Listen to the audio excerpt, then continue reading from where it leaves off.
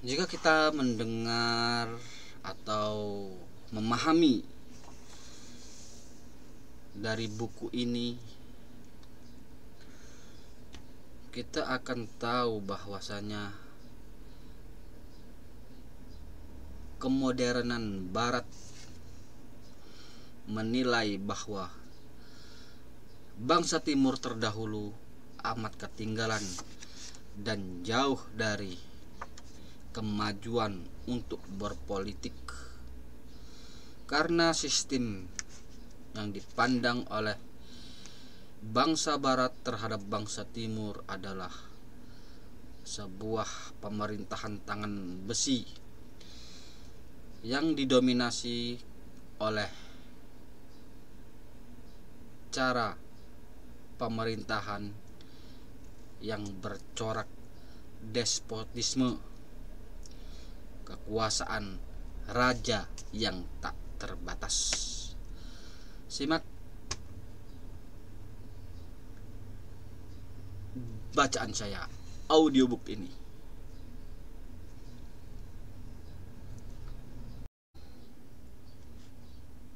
Assalamualaikum warahmatullahi wabarakatuh. Bismillah, alhamdulillah, Allahumma sholli ala Muhammad wa ala ali Muhammad. Berjumpa kembali bersama saya, channel Al-Husain. Kali ini saya akan melanjutkan sebuah audiobook,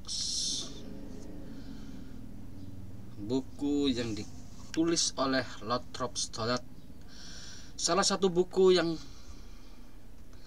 menjadi inspirasi bagi Bung Karno untuk memahami gerakan Wahabi di dunia pada saat itu, dan beliau memerintahkan kepada menteri bawahannya untuk menerjemahkan buku yang dikarang oleh Lothrop Stoddard ini, yang berjudul Dunia Baru Islam.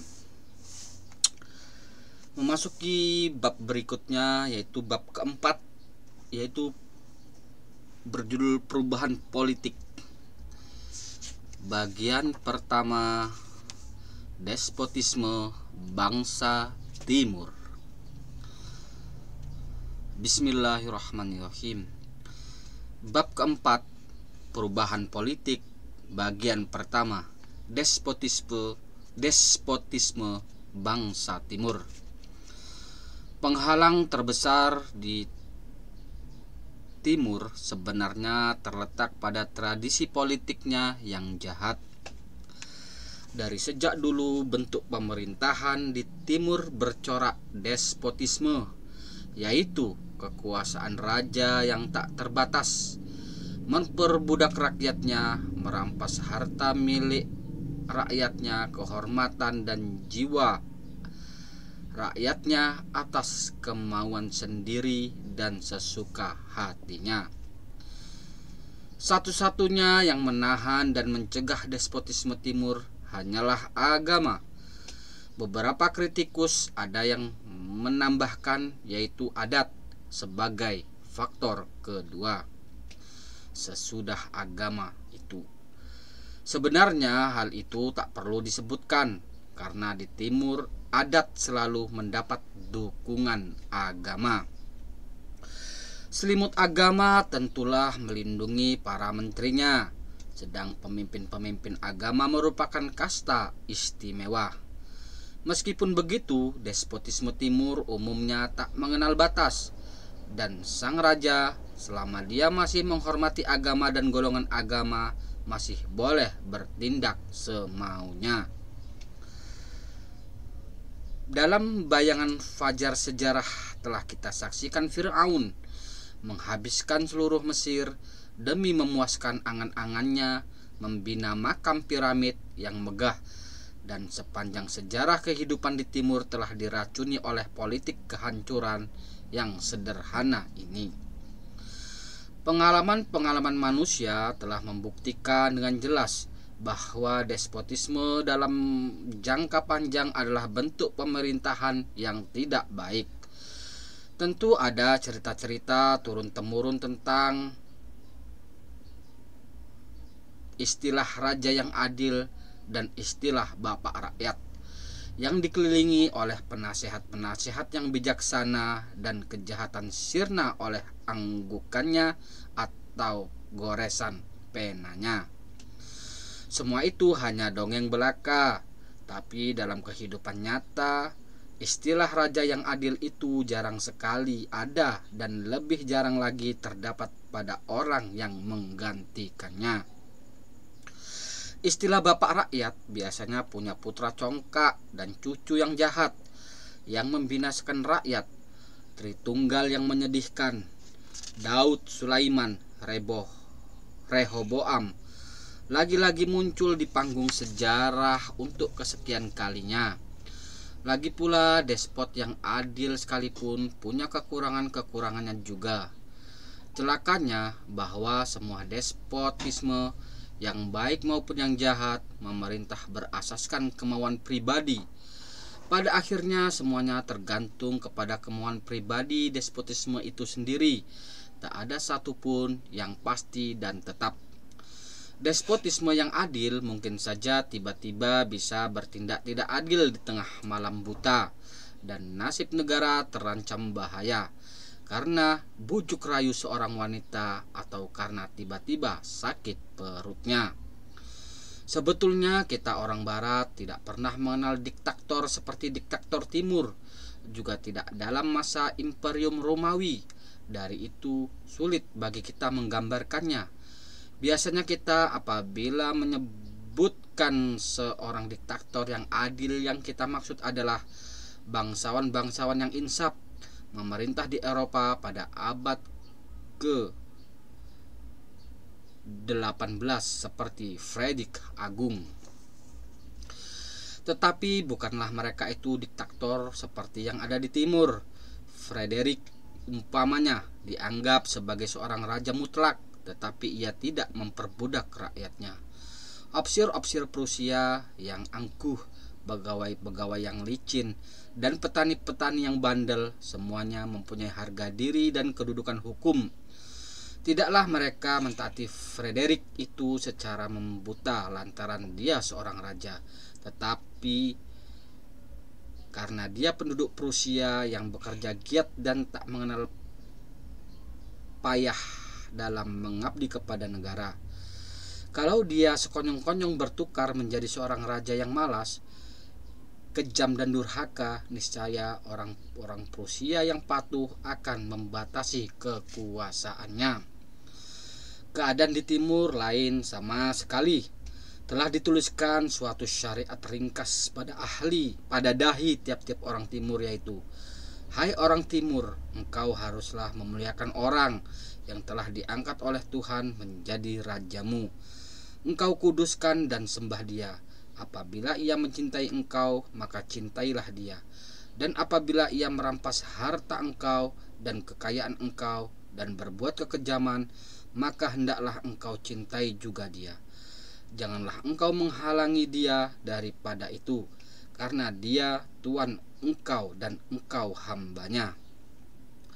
Raja Timur itu mungkin mengurung diri dalam haremnya segala urusan.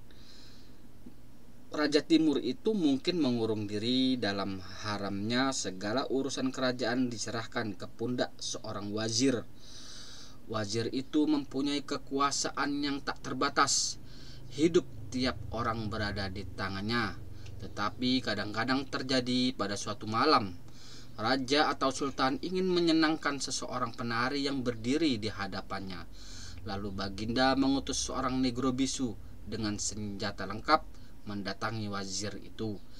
Ketika berita itu sampai kepada wazir, maka dengan cepat wazir itu membangun mengenakan pakaian kewazirannya, dan dengan tiada pertanyaan atau pembelaan, dia menundukkan lehernya untuk dicekek. Inilah pemerintahan tangan besi yang sesungguhnya yang dikenal oleh Timur, dan demikianlah tradisi politik di dunia Timur. Tentulah jelas bahwa dengan kebiasaan-kebiasaan politik seperti itu, tak ada satupun pemerintahan yang teratur atau kemajuan yang tetap bisa dicapai. Sejarah Timur sebetulnya adalah rentetan kekuasaan yang berkembang dan tiba-tiba menurun. Seorang kuat tampil ke depan pada saat kekacauan dan kekeruhan untuk memperoleh kedudukan dan dapat merebut kekuasaan. Ia harus kuat dan pandai, kalau tidak dia tidak akan dapat meyakinkan orang-orang lain yang sama sifatnya, yang juga menginginkan kedudukan yang sama. Tenaga dan kecerdasannya memberikan hasil yang mengagumkan. Dengan caranya sendiri dia menggerakkan segala pegawai dan pejabat untuk bekerja secara efisien serta mengancam mereka dengan siksaan berat, apalagi berbuat sesuatu keteledoran atau tidak jujur, dihukum dengan siksaan Raja Parsi yang zolim. Hidup-hidup dikupas kulitnya, kemudian dibuat menjadi alas kursi untuk penguasa pemerintah dan atas nama keadilan. Selagi raja itu hidup, dapatlah segala urusan berjalan. Tetapi setelah ia mangkat dan digantikan oleh anaknya, maka ternyata bahwa sekalipun putra raja itu mempunyai bakat-bakat ayahnya, tapi telah mendapat pendidikan yang salah sama sekali. Tidaklah heran yang demikian, karena putra itu telah terdidik dalam pangkuan harim, dikelilingi pegawai-pegawai istana terdiri dari budak-budak yang tunduk dan wanita-wanita lihai. Nafsu dan rasa sombongnya tak terkendalikan lagi. Maka besarnya ia pun jadi seorang despotisme terbenam dalam dosa dan noda. Manusia seperti ini, sanggupkah ia menggantikan ayahnya dan menjalankan segala urusan politik pemerintahannya? Karena baru saja kedua pelupuk mata ayahnya tertutup, maka kerajaan pun hancur. Ya, bagaimana lagi? Karena ayahnya tidak membentuk aparatur pemerintahan yang teratur seperti pemerintahan di barat. Perwira-perwiranya melaksanakan tugas karena rasa takut atau kesetiaan pribadi, tidak karena semangat patriotik atau jiwa kesatuan pasukan. Dalam pemerintahan cucunya, keadaan bertambah kacau. Kekuasaan lepas dari tangannya yang tak berdaya, pindah ke tangan banyak despotisme lokal yang terbesar dan terkuat merebut pemerintahan. Kalaupun negara yang menghadapi keruntuhan itu tidak menjadi mangsa serangan kekuasaan asing. Dalam peristiwa yang berlaku, bila lingkaran lama Daud Sulaiman Rehoboam selesai, mulailah lingkaran baru dengan tujuan yang sama. Inilah sejarah kehidupan politik di Timur secara sepintas lalu. Memang kehidupan politik ini telah berubah atau untuk sementara dipengaruhi oleh pengaruh politik yang lebih liberal, yang kadang-kadang datangnya dari dunia timur tertentu, kadang-kadang dari barat. Demikianlah keadaan bangsa Timur di masa itu. Dinilai oleh orang-orang barat sebuah politik pemerintahan bertangan besi yang tidak bisa melahirkan sistem pemerintahan yang bijaksana, yang adil, yang teratur dalam susunan organisasinya atau birokrasinya. Maka dari itu, kritikan barat terhadap Timur pada saat itu ingin merubah cara berpikir bangsa-bangsa Timur agar semua bangsa Timur mengikuti semua pemikiran-pemikiran barat, baik dalam hal pemerintahan dan lain-lainnya. Semoga kita bisa mengambil pelajaran dari kisah ini. Subhanakallahumma wa bihamdika asyhadu alla ilaha illa anta astaghfiruka wa atubu ilaik. Assalamualaikum warahmatullahi wabarakatuh.